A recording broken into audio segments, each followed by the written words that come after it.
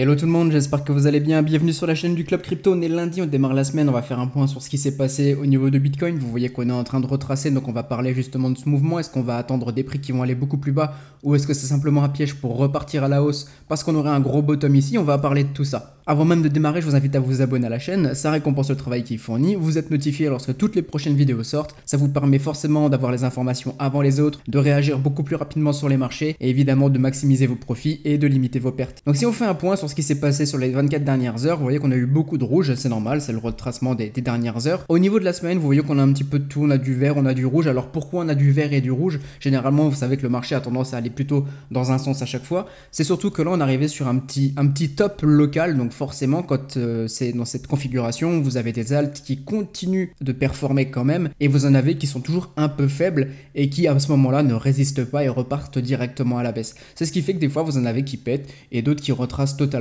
C'est la force et la faiblesse de certaines altcoins. Nous aujourd'hui, ce qu'on a actuellement au niveau de la chart, c'est quoi? C'est qu'on voit que depuis le 20 juillet, on commençait à voir, on avait eu ce breakout, on en avait parlé d'ailleurs dans la vidéo précédente. Allez la voir si ce n'est pas encore fait parce qu'elle vous donne quand même des très bonnes indications sur toutes les opportunités qu'on peut saisir. Donc allez la voir, c'est très important. Et on voit que justement l'idée, on en avait aussi parlé, c'était de pouvoir tenir cette zone ici de support qu'on avait les 22 600, 22 700. Une fois que c'était cassé en tant que résistance, l'idée c'était de s'en servir comme support. C'est ce qu'on a pu avoir justement ici. On a essayé derrière de relancer un petit peu, de relancer une structure, pourquoi pas avoir une structure haussière en W pour repartir et aller chercher les targets de prix qu'on avait beaucoup plus haut. On ne l'a pas eu, on a transformé plutôt ça sur un M, donc une structure baissière. Et là vous voyez qu'on enchaîne simplement les creux, enfin les sommets pardon, descendants. C'est-à-dire que ici on a un sommet, un deuxième qui est plus bas, un deuxième qui est plus bas.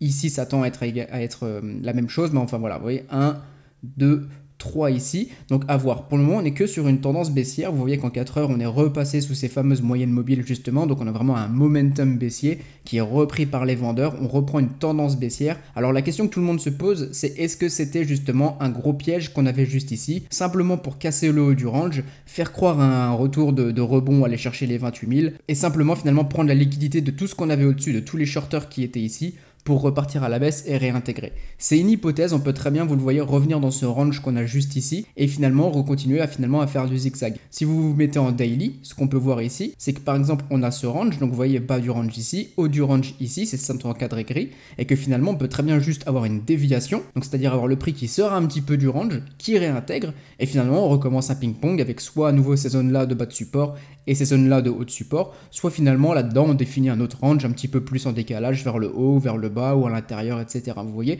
Donc on peut très bien finalement recontinuer à faire du range sur les prochains jours, les prochaines semaines et voir pour aller chercher une nouvelle direction. Ici, ça veut dire qu'on aurait un range qui serait daily et que justement ce type de range ne serait pas encore assez mature pour donner une vraie direction. Maintenant, justement, regardez ce qui se passe un petit peu en daily. L'idée, c'est de pouvoir tenir justement ces moyennes mobiles le plus possible. Si on les rebreak, on peut vraiment, je pense, aller chercher au moins le milieu du range pour voir un petit peu en 4 heures en détail ce que ça pourrait nous donner au niveau des targets de prix. On pourrait très bien aller chercher dans un premier temps les zones qu'on a juste ici. Donc ces zones grosso modo aux environs des 21 400, 21 500, 21 300. Ça pourrait très bien être simplement une capture de liquidité ici et on repart, on forme des structures et on repart. On pourrait très bien encore aller plus bas sur ces zones ici, aux environs des 20 800, carrément aux environs des 20 400. Et le plus bas, ça serait vraiment ces zones-là où on reviendrait finalement bas du range. Ça pourrait réoffrir des belles opportunités. Si on revient ici, regardez, on est sous les 19 600, 19 500. C'est-à-dire qu'on serait sous les 20 000. Psychologiquement, vous savez que les gens, le grand public va commencer à flipper si on repasse sous les 20 000. Vous, ce que vous devez faire, c'est ne pas suivre le comportement des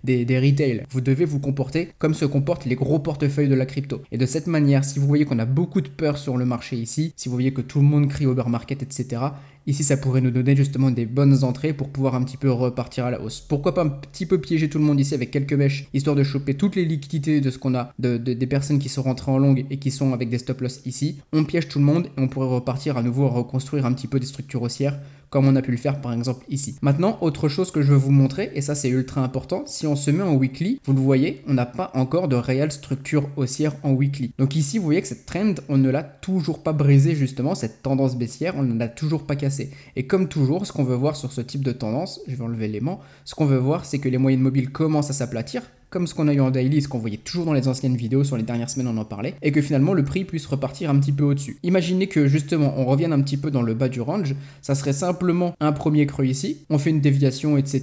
On a vu en 4 heures en daily, etc. Et finalement ce qui se passe, c'est qu'on pourrait très bien justement faire un second creux. Vous voyez qu'ici on a une semaine, 2 semaines, 3 semaines, 4 semaines, 5 semaines, 6 semaines, donc un mois et demi, 7 avec celle-ci. On pourrait très bien reprendre un mois et demi ici par exemple, et finalement d'ici mi-septembre, pourquoi pas octobre, commencer à poser un vrai bottom long terme à la rigueur sur Bitcoin. Ce qui en termes de saisonnalité serait quand même plus cohérent d'avoir un réel gros bottom sur Bitcoin, on parle de bottom long terme, durant l'hiver. Donc pour le moment, rien d'urgent. Si vous êtes patient, justement, vous savez qu'en weekly, vous avez des belles positions qui peuvent potentiellement se prendre. Si on revient sur le bas du range, ça vous ferait justement capturer le second creux de cette structure haussière qu'on aurait juste ici et vous donner des bons rendements si par la suite on revient sur les 28 000, les 30 000, les 34 000, etc. Nous sur le Telegram, on a toujours des opportunités en tout cas qui se présentent au niveau des altcoins, on les saisit. Quand il y a quelque chose d'intéressant, je le signale.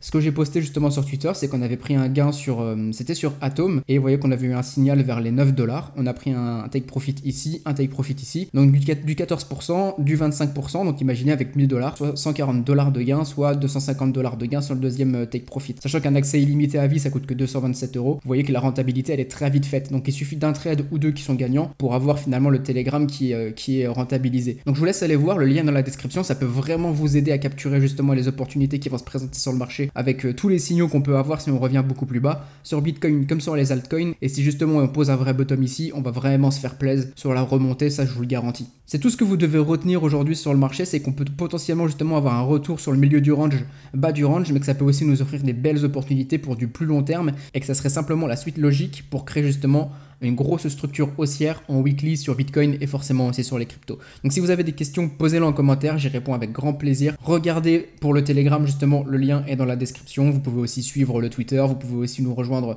sur le Discord, on est toujours dispo pour discuter et échanger sur la crypto. Passez une bonne journée, passez un bon début de semaine et on se dit à très bientôt tout le monde.